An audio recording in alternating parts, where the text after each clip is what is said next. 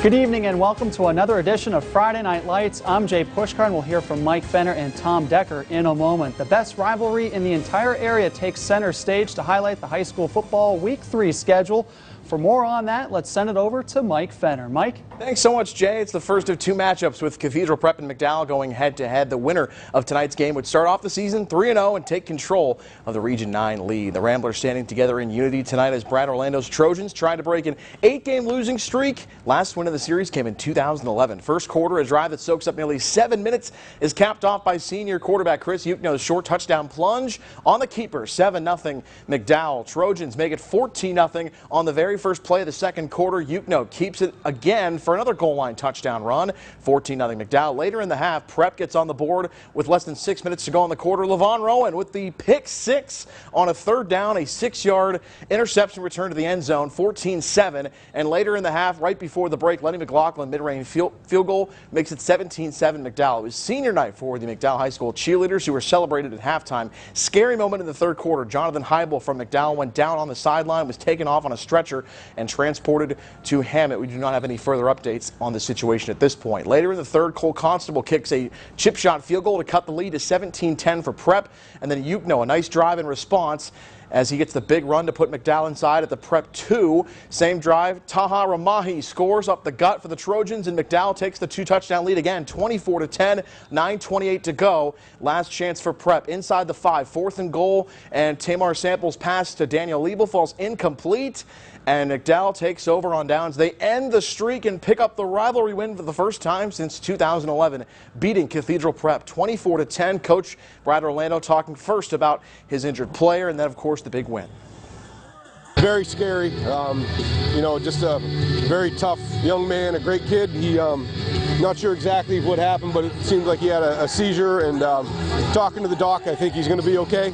But praying for him right now, and going to go in and call him here in a little bit and see what's going on. It's incredible, that was one of the most physical football games I've seen in a long time, and both sides, both Prep and our guys. Our kids came out ready to play. They bought into what we're about and our game plan all week. Got a lot of young kids that are playing, and just extremely happy with their physicality. It means everything. I can't even explain it in words. Joy, hard work's paid off. I'm just so excited we got this win, and we did it for our brother, Johnny Heibel.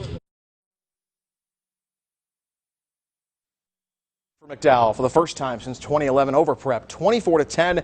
Chris Yukno, 2 rushing touchdowns, and the Trojans move to 3-0 as they take command in Region 9. Now it's time to send it over to another 2-0 on 2-0 battle to our third member of the team, Tom Decker. Take it away. Hey, thanks a lot, Mike. Tonight's matchup between Harbor Creek and General McLean showcased a pair of 2-0 teams battling for that top spot in Region 6. The winner of this one would also place themselves in prime position to make a little noise come playoff time. Let's head out to General McLean. The Lancers trailing 21-0 in the third, but looking for the comeback. Jackson Scrutchins, he's looking for the deep ball, and he's got Luke Samuelson. Nice catch there along the sideline. That would put the Lancers in great position. A few plays later, it's Jared Ivorone.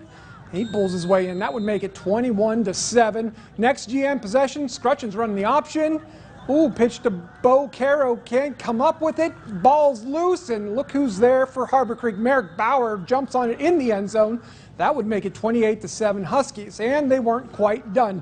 Casey Smith rolling out, and he's going to the air. He's got Ryan Whitman, another amazing catch right there for 6 more points, and those Huskies come away with the big road win. They take this one 34-7. Next, let's head out to Albion, where Northwestern was hosting Cochranton. First quarter action still scoreless here.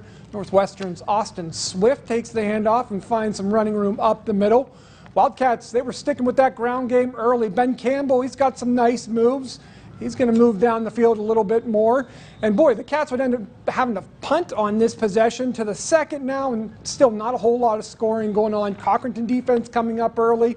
But boy, this was a second half game nonetheless, as Northwestern would put up 20 points in the second half. They'd go on to take this one 20-0. Jay, that's it for me. Let's send it back to you. All right, thanks a lot, Tom. To Northeast we go, where the Pickers played host to Corey. Game tied at 7 in the second quarter of play. Northeast looking to run, and Seth Fuller gets the wrap up. gets wrapped up by Landon Weiss for the loss. Northeast forced to punt. Next, Pickers possession. They cough up the ball. Sean Proctor coming up with the fumble recovery, but for the Beavers, they could not turn that turnover into points. It was 7-7 at the break. On to the third quarter now. Pickers once again being careless with the football, but you got to give credit to the Beavers defense.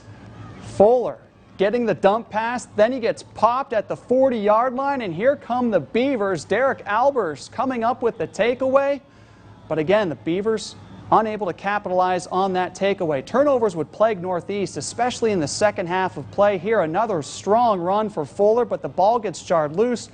Corey pouncing on it. They get the recovery. Eventually, they would go on to win this one in overtime, getting the road victory 13-10 over Northeast. Let's head west to Lawrence Park, where Iroquois played host to Union City this evening as they were celebrating their homecoming in week number 3. Opening drive for the Braves, and on the very first play, Michael Hoopsick gets the rock, and then he's breaking free, crosses midfield into Union City territory. 47 yards on that carry, and Iroquois was in business. A couple plays later, it's Hoopsick, this time covering 18 yards before being tackled inside the 10, setting up a 1st and goal. Next play for the Braves, Dante Carr gets the carry. Great cutback right there, finds pay dirt, 7-0 Iroquois. Next offensive series for the Braves. And check out this run coming up by Carr. He was simply electric in the first quarter of play. Follows his block, makes a nice spin move there, sheds the tackle, and then he's finally brought down inside the 10-yard line. Another huge first down. A few plays later, Hoopsick cashing in on the touchdown carry.